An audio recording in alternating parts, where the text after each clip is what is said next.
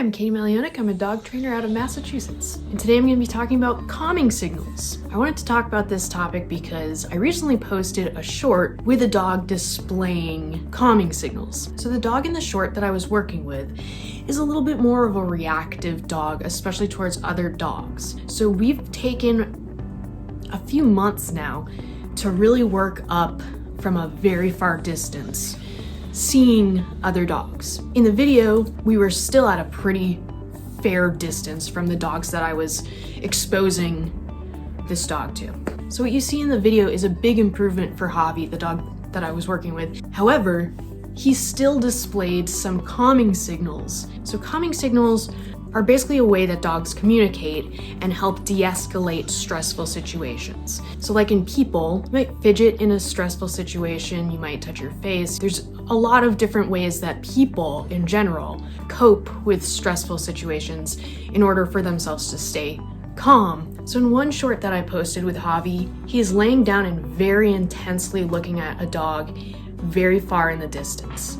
Him laying down is most likely a way for him to de-escalate the stressful environment that he considers stressful. In another short I posted, we were still pretty far away from another dog, but he was still interested in looking at the dog, but instead of lying down and being really stiff, his body was a little bit more relaxed, but he was still sitting. He's able to look back at me and take treats regularly in the video. And so that shows a little bit more progression. I hope you can see the difference. This is also a calming signal, sitting, lying down, to help him make a stressful situation a little less stressful. The second part of one of the shorts that I posted shows Javi seeing another dog and immediately going into sniffing around. Now, sniffing is a normal thing for any dog to do, but because I know that Javi has a stressor of other dogs, I know that the environment that we were in was a little bit challenging for him and a little bit stressful. Because of Javi's history, it was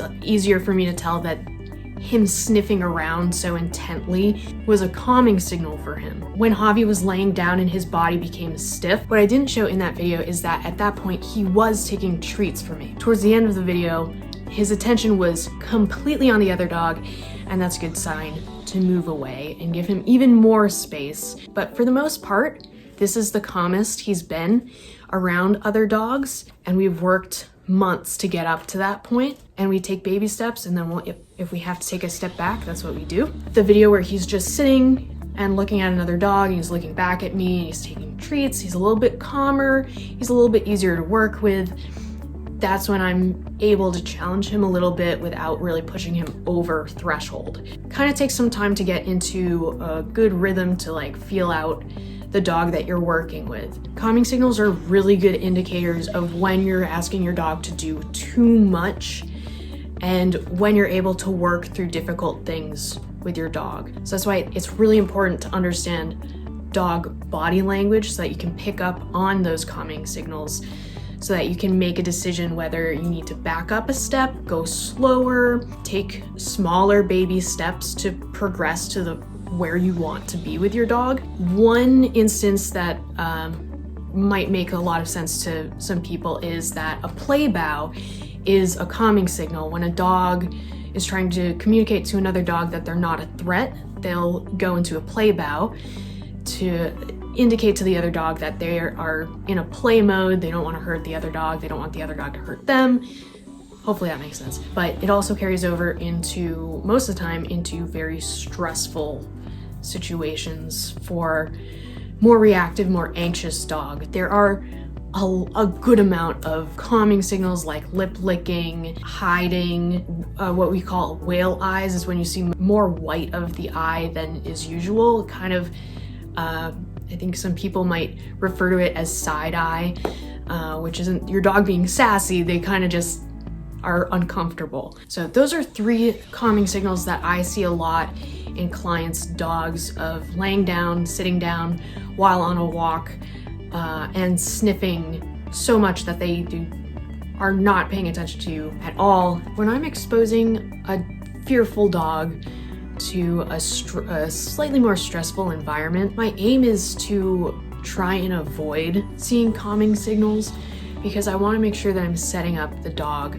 to succeed every step of the way. So I'm never going to put a dog in a situation where they're going to go over threshold. I want to make sure that I set them up properly so that they feel safe in every environment that we encounter. And this is why I work slower with more fearful dogs. But it is important for pet parents to understand what calming signals are, how to identify them, and what to do if you do see them. My next video will be more on stress signals and how to identify if your dog is stressed, which really ties into calming signals. So we'll go a little bit more in depth in my next video. But if you like this video, you found it a little bit helpful, and you learned something from this video, then stick around, because every week I'll be posting a video on animal behavior and welfare and all of the stuff that I've learned in my past 8 years of working with dogs, and stuff that I continue to learn as I continue my education with animal behavior and welfare.